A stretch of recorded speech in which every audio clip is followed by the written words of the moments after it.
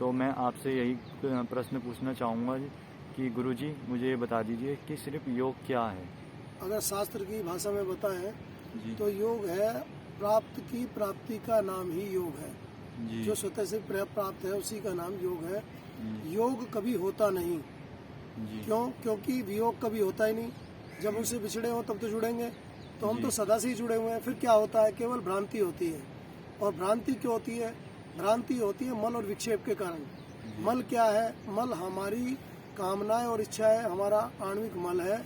और विक्षेप परमात्मा को, आत्मा और परमात्मा को ना जानना ही विक्षेप है। इसको दूर किए बिना योग सिद्ध नहीं होता। और इसके लिए ही सारा का सारा संपूर्ण ज्ञान जो है सब उड़ेल रहे हैं। लेकिन वो कैसे प्राप्त होगा? उसके लिए विशेष रूप से कुछ चीज़ें हैं, कुछ व्यवस्थाएं हैं, उनको करना चाहिए।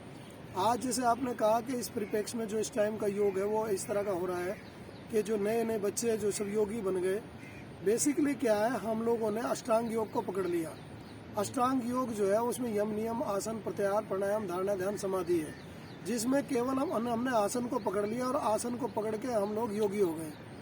तो आसन को पकड़ने का मतलब ये थोड़ी है, क्योंकि जब महर्षि पतंजलि ने कहा है कि यम, नियम, आसन, प्रत्याहार, प्राणायाम, तो उसके अष्टांग योग को पूरे को जानना होगा।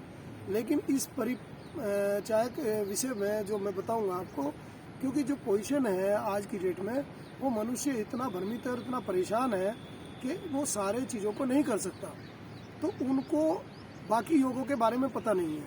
आपको मालूम होना चाहिए कि हमारे यहाँ 4 प्रकार के प्रवर्तक हैं योग के, जिसमें से महर्षि पतंजलि एक है जिन्होंने अष्टांग योग की रचना की। दूसरे हैं भगवान श्री कृष्ण जिन्होंने गीता में सांख्य योग, कर्म योग आदि आदि भरा, वो भी अपने आप में परम योगी हैं। और तीसरे हैं महात्मा बुद्ध, जिन्होंने विपश्यना वाला मार्ग श्वास प्रश्वास के ऊपर की साधना को तारतम्य से जोड़ा, तो वो भी अपने आप में महायोगी हैं। उसके बाद एक महायोगी और हैं जिनको शायद आप भूल रहे हैं, जो परम है, जो कुंडली के लिए ले जाते हैं, कुंडलेश्वर के नाम से जाने जाते हैं, जिनको हमारा कोटि कोटि नमन है। उनका नाम है कुंडलेश्वर गुरु गोरक्षनाथ बाबा, जो अयोनिज है, किसी योनि से उत्पन्न नहीं है, जिन्होंने इस शैली को चलाया और जिन्होंने इस दीक्षा को दिया।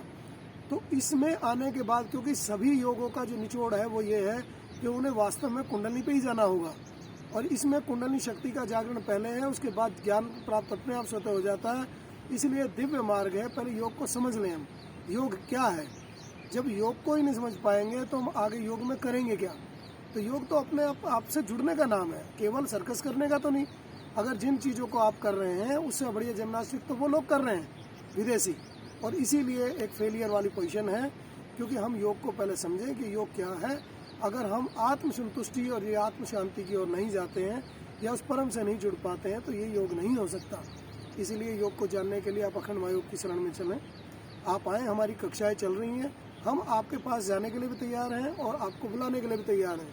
यदि आप हमारे पास आते हैं तो हम योग की सही परिभाषा को परिचित कराने का आपका प्रयास करेंगे।